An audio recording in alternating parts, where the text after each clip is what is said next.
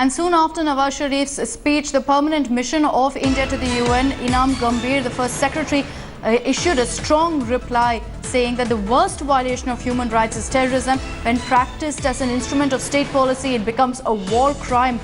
She also went on to say, and I quote here, what my country and our other neighbours are facing today is Pakistan's long-standing policy of sponsoring terror. Nailing Pakistan's lies, Ms. Inam Gambhir also went on to say that it's ironical that we've seen today the preaching of human rights and ostensible support for self-determination by a country which has established itself as the global epicenter of terror.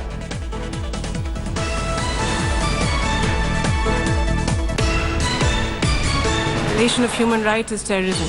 When practiced as an instrument of state policy, it is a war crime.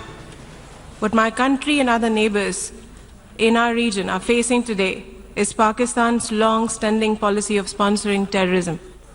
The land of Takshila, one of the greatest learning centers of ancient times, is now host to the Ivy League of terrorism.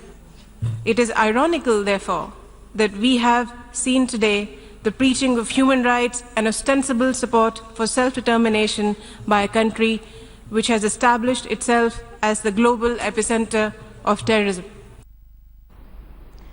All right, so that is the statement by India at the UN in response to Nawaz Sharif's speech. Let's get in a quick word from Smita once again. Smita, India clearly nailing Pakistan as far as Mr. Nawaz Sharif's speech is concerned, saying that, look, you have no right to speak about terror. You have no right to speak about the right to self-determination or, for that matter, atrocities, considering the terror that it's spread across the world.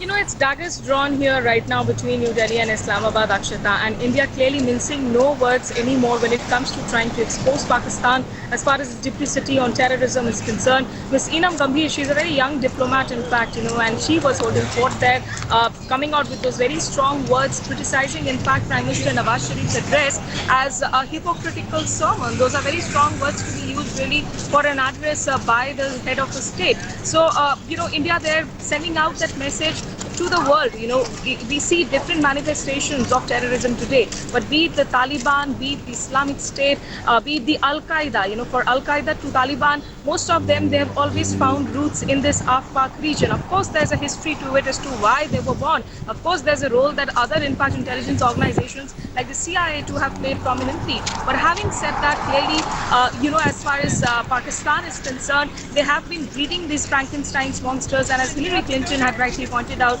that if you have snakes in your backyard, they're bound to bite you. But these snakes have been biting, of course, the international community too, and India there leading it from the front when it comes to attacking Pakistan on its rather duplicitous approach to terrorism. Absolutely. And you know, time and again, everyone has spoken about how Pakistan is a victim of its own terror. This time around in his speech, Nawaz Sharif pointing out that Pakistan is a victim of foreign-funded terror, and that is something that also will be discussed in great detail. Now, even after Nawaz Sharif's address at the United Nations General Assembly, the MOS of External Affairs, MJ Akbar, gave a strong reply to Mr. Sharif and Pakistan, not just speaking out on what Nawaz Sharif had to say on Kashmir and terror, but also on dialogue going forward with Pakistan. Take a look at this report.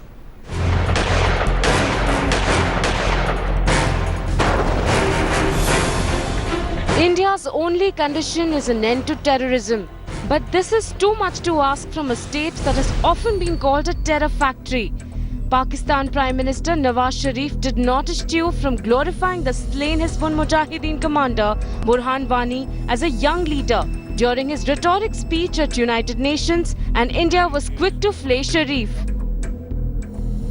What's brazenly shocking is that the Pakistani Prime Minister conveniently skipped a response on the ghastly terror attack in Uri in which 18 Jawans were martyred.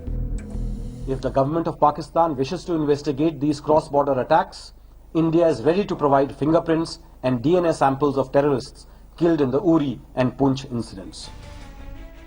Nawaz's speech did not cut any ice back in India, as Islamabad yet again ignored India's plea to stop sponsoring terror. Pakistan at the moment seems to be run by a war machine rather than a government. Pakistan's consistent use of war and terrorism has been, alas, at the cost of development of the people of Pakistan. With Pakistan's yet another diplomatic failure and the world isolating the nation, it was India yet again standing up for the oppressed Balochis who have faced the wrath of the Pakistan's military establishment. Balochistan people have reasons for protest against a policy of serious violence against the people. With Pakistan yet again cornered and world nations condemning it for sponsoring terror, India surely has an upper hand in exposing the rogue nation. Bureau Report, India Today.